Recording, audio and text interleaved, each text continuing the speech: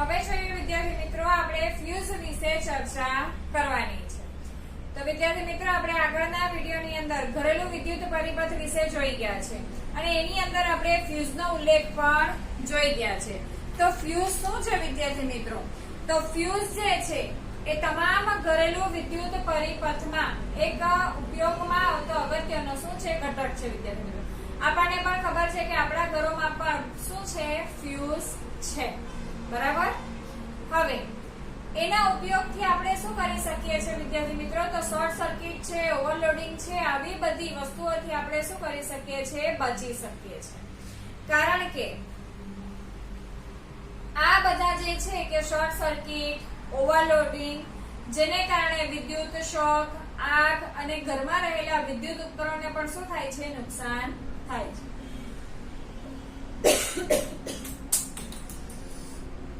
ફ્યુઝની રચના કેવી છે વિદ્યાર્થી મિત્રો?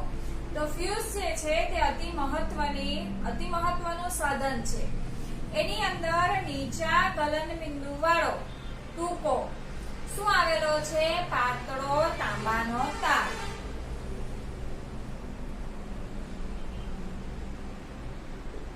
ફ્યુઝની અંદર નીચા ગલન બિંદુ વાળો ટૂંકો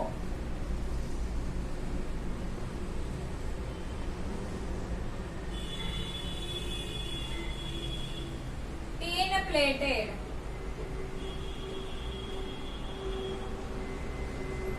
તાંબાના તારનો બનેલો છે। ફ્યુઝની અંદર જે છે એ નીચા ગલનનો ટૂંકો ટીન પ્લેટેડ શું છે? તાંબાનો તાર આવેલો છે। એની અંદર શું છે? તાંબાના તારનો બનેલો છે।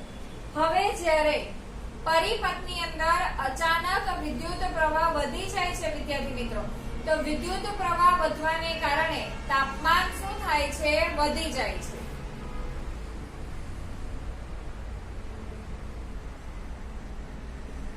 વિદ્યુત પ્રવાહ મર્યાદા કરતા વધી જાય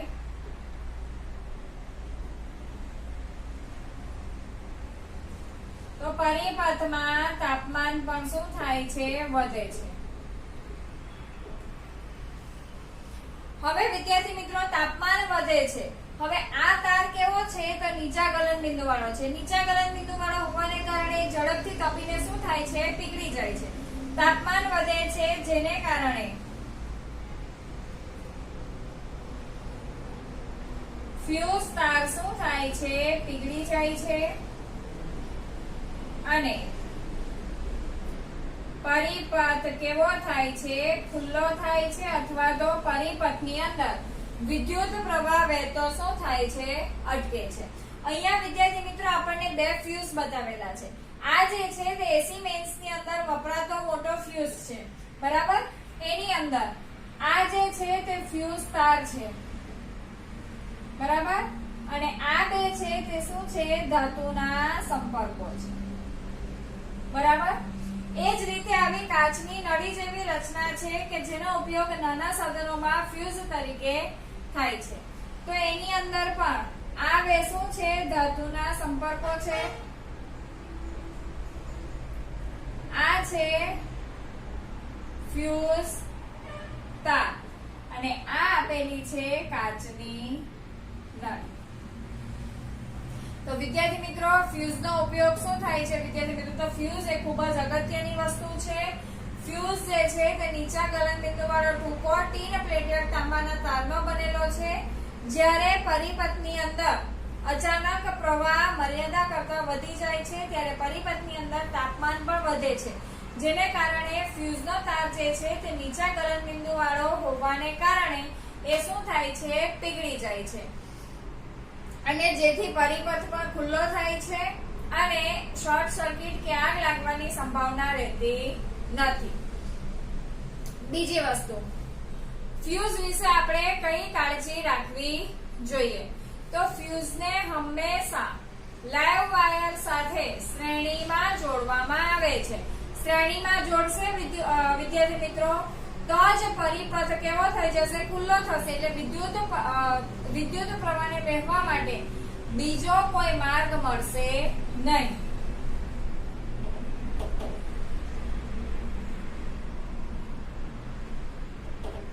ફ્યુઝને હંમેશા શ્રેણીમાં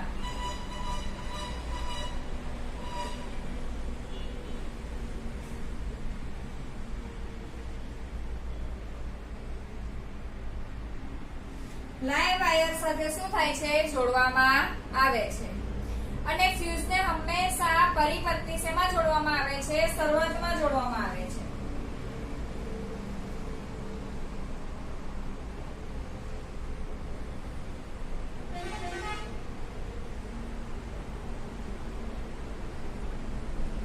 પછી આપણે આગળ ચર્ચા કરીએ તો જેમ જેમ ફ્યુઝનો તાર જાડો તેમ તેમ એમાંથી વિદ્યુત પ્રવાહને વહેવાની ક્ષમતા પણ કેવી છે વિદ્યાર્થી મિત્રો? વધારે છે. હવે મહત્તમ વિદ્યુત પ્રવાહ જે પરિપથ ખમી શકે છે એનાથી જેટલો વિદ્યુત પ્રવાહ જે તે સાધન ખમી શકે છે એનાથી આપણે ઓછા વિદ્યુત પ્રવાહ રેટિંગ ધરાવતા આપણે શું વાપરવાનો છે? ફ્યુઝ વાપરવાનો છે. બરાબર?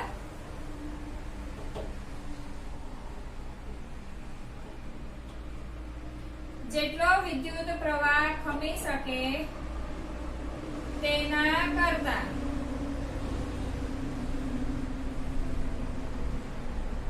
ઓછા વિદ્યુત પ્રવાહ રેટિંગ ધરાવતો ફ્યુઝ વાપરવો જોઈએ. તો ફ્યુઝ વિશે વિદ્યાર્થી મિત્રો આપણે આટલી વસ્તુ ધ્યાનમાં રાખવાની છે. બરાબર? કે પરિપથની અંદર હંમેશા એને લાઇવ વાયર સાથે શ્રેણીમાં જોડવાનો છે. હંમેશા એને પરિપથની શરૂઆતમાં જોડવામાં આવે છે. જેટલો વિદ્યુત પ્રવાહ ખમી શકે છે જે તે ઉપકરણ તેના કરતા આપણે ઓછા વિદ્યુત પ્રવાહ રેટિંગ ધરાવતો શું વાપરવાનો છે? ફ્યુઝ વાપરવાનો છે. વિદ્યાર્થી મિત્રો, પરિપથની અંદર ફ્યુઝના ઉપયોગથી વિદ્યુત ઉપકરણમાં વહેતો વધારાનો વિદ્યુત પ્રવાહને અટકાવતા સંભવિત નુકસાનથી આપણે શું કરી શકીએ છીએ? બચી શકીએ છીએ. અને જૂલના નિયમને લીધે આપણે આગળ પણ શીખી ગયેલા છે. આગળના ચેપ્ટરની અંદર પણ આપણે ફ્યુઝ વિશે ચર્ચા કરી ગયા છે કે જૂલનો નિયમ છે H = I2RT, જેને કારણે આપણે જેટલી વિદ્યુત ઉર્જા કરીએ છીએ તેટલી ઉષ્મા ઉર્જામાં ફેરવાય છે. અને એ ઉષ્માને કારણે ફ્યુઝ તાર શું થઈ જાય છે? પીગળે છે. અને પરિણામે વિદ્યુત પરિપથની અંદર ખામી સર્જાય છે અથવા તો ભંગાણ સર્જાય છે. અને વિદ્યુત પ્રવાહ વહેતો શું થઈ જાય છે? અટકી જાય છે. વિદ્યુત પ્રવાહ વહેતો જ અટકી જાય છે એટલે બધા સાધનો કામ કરતા શું થઈ જાય છે? બંધ થઈ જાય છે. હવે વિદ્યાર્થી મિત્રો આપણે જોઈએ કે શોર્ટ સર્કિટ અને ઓવરલોડિંગ ની આપણે વાત કરીએ. વિદ્યાર્થી મિત્રો, ઓવરલોડિંગ ક્યારે થાય? તો જેટલી ક્ષમતા હોય એના કરતા, હવે રિક્ષામાં જો આપણે નાની રિક્ષા હોય ને 4 માણસને બેસી શકાતા હોય ને પાછળ જો 6 કે પાછળ આપણે 3 માણસ વ્યવસ્થિત રીતે રિક્ષાની અંદર બેસી શકીએ છીએ.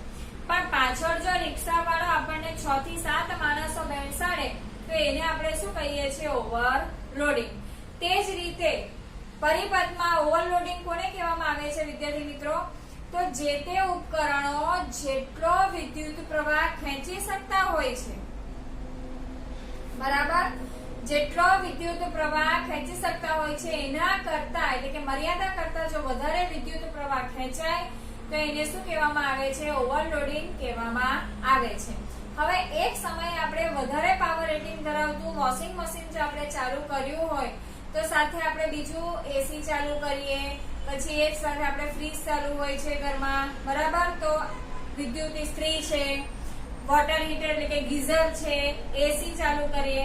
આમ બધા જ વધારે પાવર રેટિંગ ધરાવતા ઉપકરણો જો આપણે ચાલુ કરીએ તો મર્યાદા વિદ્યુત પ્રવાહ કરતા વધારે વિદ્યુત પ્રવાહ શું થશે? ખેંચાશે. જેને શું કહેવામાં આવે છે? ઓવરલોડિંગ કહેવામાં આવે છે. ખ્યાલ આવે છે વિદ્યાર્થી મિત્રો? ઓવરલોડિંગ એટલે કે નિશ્ચિત માત્રા કરતા વધારે પ્રમાણમાં વિદ્યુત પ્રવાહ ખેંચવો. અને શોર્ટ સર્કિટ એટલે શું? તો આપણે જોઈ ગયા વિદ્યાર્થી મિત્રો કાળો વાયર અને લાલ વાયર. અકસ્માતે જ્યારે કાળો અને લાલ વાયર કોઈ અન્ય વાહક સાથે જોડાઈ જાય છે અને ભેગો થાય છે ત્યારે કોની શક્યતા રહે છે? તો શોર્ટ સર્કિટની શક્યતા રહે છે. આમ લાઇવ વાયર અને ન્યુટ્રલ વાયરનો એકબીજા સાથે સંપર્કમાં આવવું તેને આપણે શું કહીએ છીએ? Short circuiting. અને આ કિસ્સામાં પરિપથનો અવરોધ લગભગ શું થઈ જાય છે? 0 થઈ જાય છે. અને અવરોધ શૂન્ય થશે તો પરિપથમાં વિદ્યુત પ્રવાહ એકદમ જ શું થાય છે? વધી જાય છે. જેને કારણે વાયર શું થઈ જાય છે? ખૂબ ગરમ થશે. કારણ કે વિદ્યુત પ્રવાહને કારણે તાપમાન વધે છે એટલે વાયર ખૂબ ગરમ થશે અને ગરમ થઈને આગ લાગવાની પણ શું રહેલી છે? સંભાવના રહેલી છે. હવે જો વિદ્યાર્થી મિત્રો આપણે ઘરની અંદર ઓવરલોડિંગ જો અટકાવવું હોય તો આપણે શું કરી શકીએ?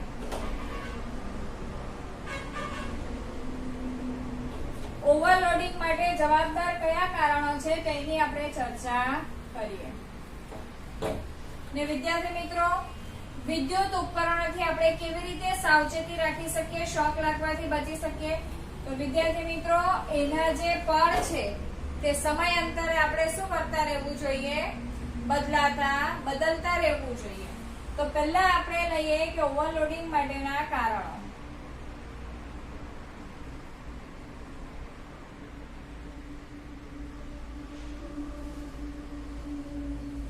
એની અંદર પહેલું કારણ છે કે વિદ્યુત પ્રવાહનું વહન કરતા જે વાયર છે તે યોગ્ય વિદ્યુત પ્રવાહ રેટિંગ વાળા વાપરવા જોઈએ.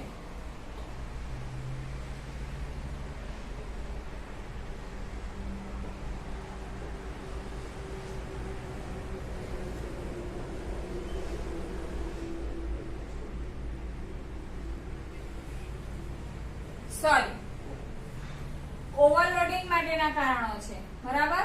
તો ઓવરલોડિંગ ની અંદર આપણે લાઇવ વાયર અને ન્યુટ્રલ વાયરનો સીધો સંપર્ક થવો જોઈએ નહીં. તો ઓવરલોડિંગ માટેના વાયરમાં શું છે? તો લાલ અને કાળા વાયરનો સીધો સંપર્ક. પછી જ્યારે આપણે પરિપથની અંદર એક સાથે ઊંચા પાવર રેટિંગ ધરાવતા વધારે ઉપકરણોને આપણે જોડી દઈએ ત્યારે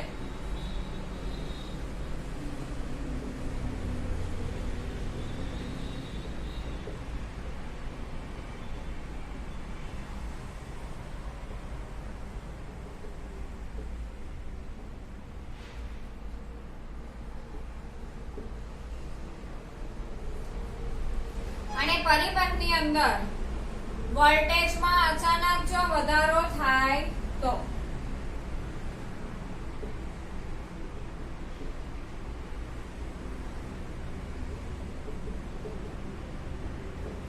આ છે વિદ્યાર્થી મિત્રો ઓવરલોડિંગ માટેના કારણો. હવે તમને નીચે કેટલાક પ્રશ્નો આપેલા છે જેની આપણે ચર્ચા કરીએ.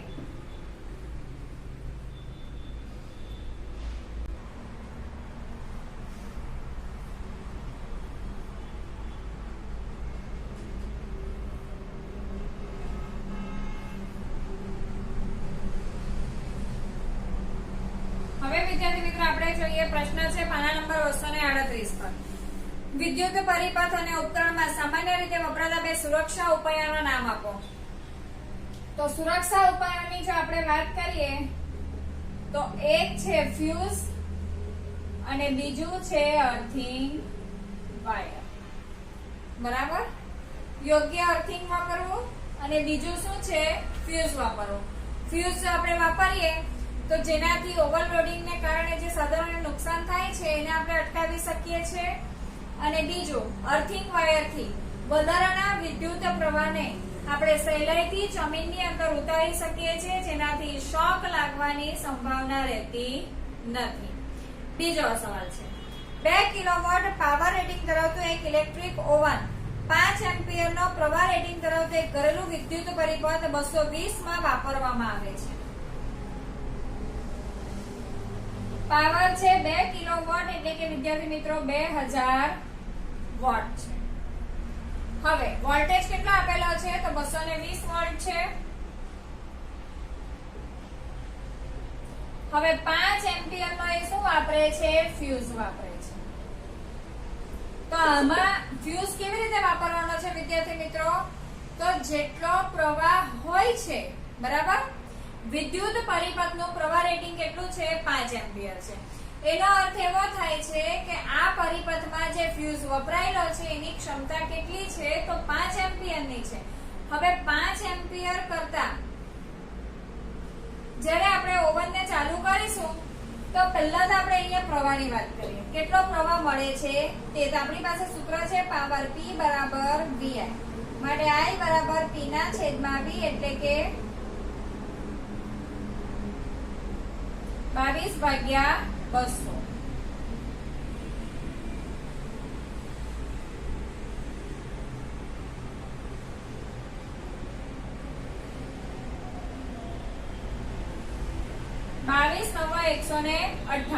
એટલે વિદ્યાર્થી મિત્રો સમજો કે 9 સમથિંગ આવે છે, બરાબર. તો 9 એમ્પિયર આપણે ગણીએ. હવે જેવું આપણે ઓવનને ચાલુ કરીશું એટલે કેટલો વિદ્યુત પ્રવાહ ફેંકવાનો? 9 એમ્પિયર વાળો. અને આપણે જે અંદર ફ્યુઝ વાપરેલો છે કેટલી ક્ષમતા વાળો છે? 5 એમ્પિયર વાળો છે. તો જેવો આપણે ઓવન ચાલુ કરીશું એટલે ગરમ થશે ફ્યુઝનો વાયર અને ફ્યુઝનો વાયર જે છે તે શું થઈ જવાનો? પીગળી જવાનો. પીગળી જશે એટલે પરિપથમાં ભંગાણ સર્જાશે અને વિદ્યુત ઓવનને કારણે થતું નુકસાન આપણે શું કરી શકીશું? અટકાવી શકીશું. એટલે વિદ્યાર્થી મિત્રો હંમેશા કેવો ફ્યુઝ વાપરવાનો છે? તો જેટલો વિદ્યુત પ્રવાહ અમુક ખમી શકતા હોય એના કરતા ઓછા રેટિંગ વાળો જ આપણે શું વાપરવાનો છે? ફ્યુઝ વાપરવાનો છે. ખ્યાલ આવે છે વિદ્યાર્થી મિત્રો? જેને કારણે વિદ્યુત ઓવનને થતું આપણે નુકસાન શું કરી શકીએ છીએ? અટકાવી શકીએ છીએ. હવે જોઈએ કે ઘરેલું વિદ્યુત પરિપથમાં ઓવરલોડિંગને નિવારવા માટે આપણે કેવી કેવી સાવચેતી રાખવાની આવે છે. તો વિદ્યાર્થી મિત્રો આ સવાલ પણ પરીક્ષાની અંદર પૂછી શકાય છે. આપણે વિદ્યુત ઉપકરણો સાધનોને વિદ્યાર્થી મિત્રો જ્યારે પણ આપણે કરીએ છીએ ચાલુ બંધ તો ખાસ સાવચેતી રાખવાની હોય છે. જેમ કે આપણે સામાન્ય સાવચેતી તો આપણે જાણીએ જ છે કે ભીના હાથે કોઈ પણ વિદ્યુત ઉપકરણોને અડકવા જોઈએ નહીં. હંમેશા લાકડી કે રબરના જે આપણે બૂટ પહેરીએ છીએ કે ચપ્પલ પહેરીએ છીએ ત્યારે જ આપણે પહેરીને જ આપણે વિદ્યુત ઉપકરણોને અડકવા જોઈએ. એના જે અવાહક પડ જો કદાચ તૂટી ગયેલા હોય છે તો એને સરખી રીતે શું કરી દેવા જોઈએ? રિપેર કરાવી દેવા જોઈએ.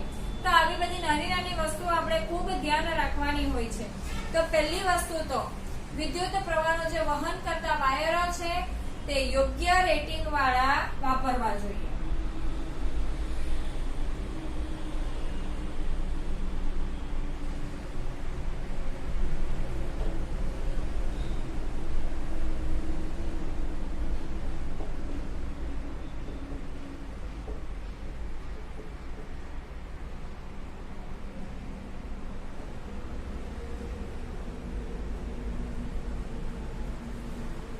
બીજી વસ્તુ વિદ્યુત ઉપકરણો જે છે એને શેની અંદર જોડવા જોઈએ વિદ્યાર્થી મિત્રો? સમાંતરમાં જોડવા જોઈએ.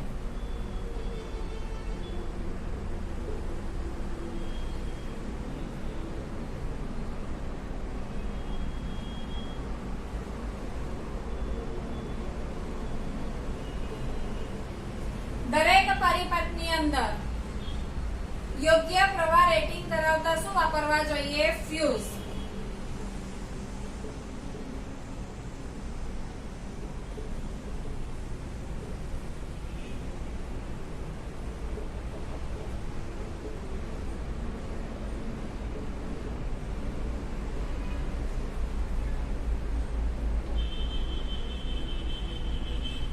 બીજું આપણે વિદ્યાર્થી મિત્રો જોઈ શકીએ છીએ કે એક જ સર્કિટની અંદર કે એક જ સોકેટમાં ઉચ્ચ પાવર રેટિંગ ધરાવતા ઉપકરણોને એક સાથે ચાલુ કરવા જોઈએ નહીં.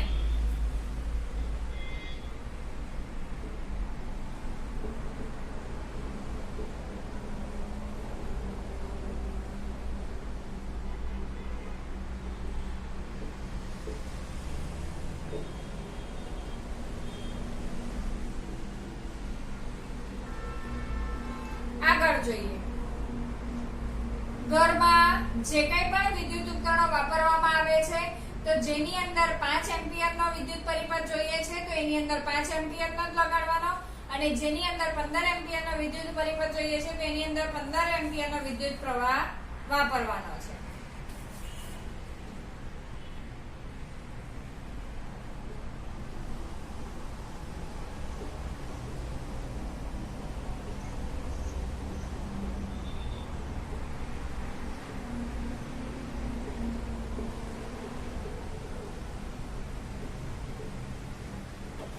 જે સાધારણ ની અંદર 5 એમ્પિયર વાળો પ્રવાહ જોઈએ છે તો 5 એમ્પિયર વાળો, અને 15 એમ્પિયર વાળો જોઈતો હોય તો 15 એમ્પિયર વાળો.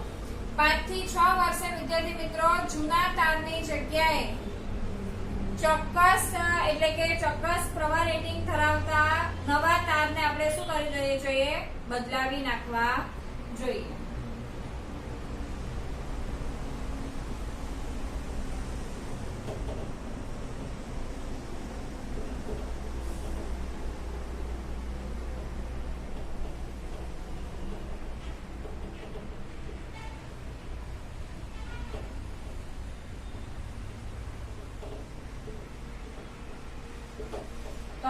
વિદ્યાર્થી મિત્રો આપણે ઓવરલોડિંગ ને શું કરીએ છીએ? નિવારી શકીએ છીએ. એક સાથે જે ઘણા બધા એક જ સોકેટમાં ઘણા બધા ઉપકરણોને સાથે જોડવા જોઈએ નહીં. યોગ્ય પ્રવાહ રેટિંગ ધરાવતા વાપરવા જોઈએ, સમાંતરમાં જોડવા જોઈએ. દરેક પરિવર્તનમાં યોગ્ય પ્રવાહ રેટિંગ ધરાવતા શું વાપરવા જોઈએ? ફ્યુઝ. ઉચ્ચ પાવર રેટિંગ ધરાવતા ઉપકરણોને એક સાથે ચાલુ કરવા જોઈએ નહીં. જેવા જેવા વિદ્યુત પરિપથ જોઈએ 5 એમ્પિયર વાળો, બલ્બ છે, પંખા છે, લાઇટ છે, તેનામાં 5 એમ્પિયર વિદ્યુત પ્રવાહ ધરાવતો જ પરિપથ કામ લાગે છે તો એમાં આપણે 15 એમ્પિયર વાળો જોડવો જોઈએ નહીં. સારી ગુણવત્તા ધરાવતા જ આપણે પીવીસી ના શું વાપરવા જોઈએ? પીવીસી વાપરવા જોઈએ. જે પ્લગ છે, સોકેટ છે, વ્યવસ્થિત કંપનીના આપણે શું કરવા જોઈએ? વાપરવા જોઈએ.